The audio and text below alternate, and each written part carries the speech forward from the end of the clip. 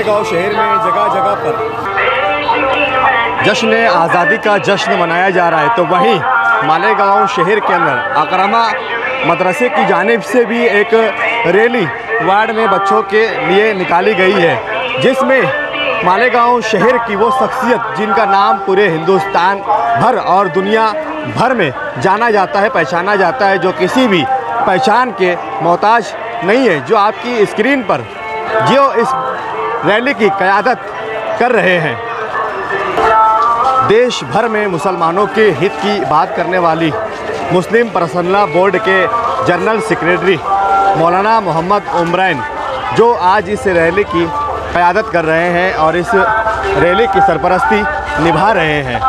पूरे देश भर में जब से मुल्क हिंदुस्तान के अंदर 1857 की आज़ादी का जंग की शुरुआत की गई, तब से लेकर सन 1947 तक देश की आज़ादी में हज़ारों लाखों मुसलमानों ने अपनी जानों की कुर्बानियाँ दी, जिसकी मिसालें हज़ारों किताबों में हज़ारों सबूत मौजूद है कि दिल्ली से लेकर मेरठ तक के 5000 से ज़्यादा उलमाओं की लाशों को पेड़ों से लटकाया गया।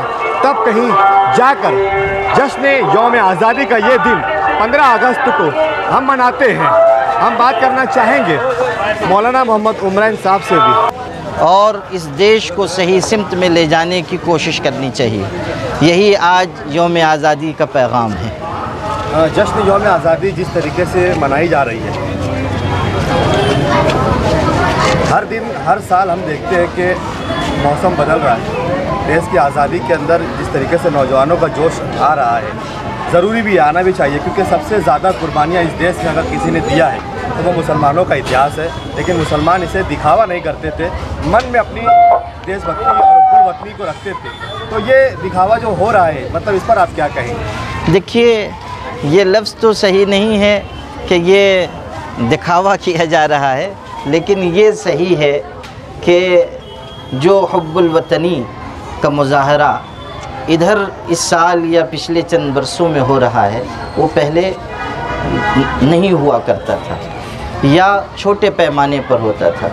लेकिन मुसलमानों की हुब्बुल वतनी हर किस्म के शक व शुबे से बालातर है, और हमारे बाप दादा ने इस मुल्क की आज़ादी के लिए जो कोशिशें की हैं उनको न भुलाया जा सकता है, न नज़रअंदाज किया जा सकता है, न उनको फरामोश किया जा सकता है। हमारे बाप दादा ही ने आज़ादी की लड़ाई शुरू की थी और उसको अंजाम तक पहुंचाने में अपने हिंदू भाइयों और मुल्क के दूसरे बाशिंदों को लेकर गैर मामूली अनथक मेहनत के बाद उन्होंने आज़ादी की नेमत हासिल की है।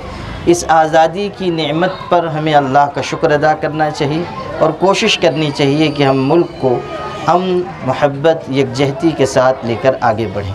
नौजवानों के लिए मतलब क्या मैसेज देना? नौजवान अपने जोश खरोश का ज़रूर मुज़ाहरा करें, हदूद में रहते हुए अपने मुल्क की आज़ादी पर खुशी का इजहार करें और इस बात को महसूस करें कि जब जब मुल्क पर कोई मुसीबत आई है, हमारे बाप दादा ने जिस तरह मुल्क की हिफाजत का कारनामा अंजाम दिया, उन्हें भी मुल्क की तामीर व तरक्की के लिए हर वक्त हर दम कोशिश करनी चाहिए। बहुत शुक्रिया आप तक न्यूज़ चैनल से बात करते हैं।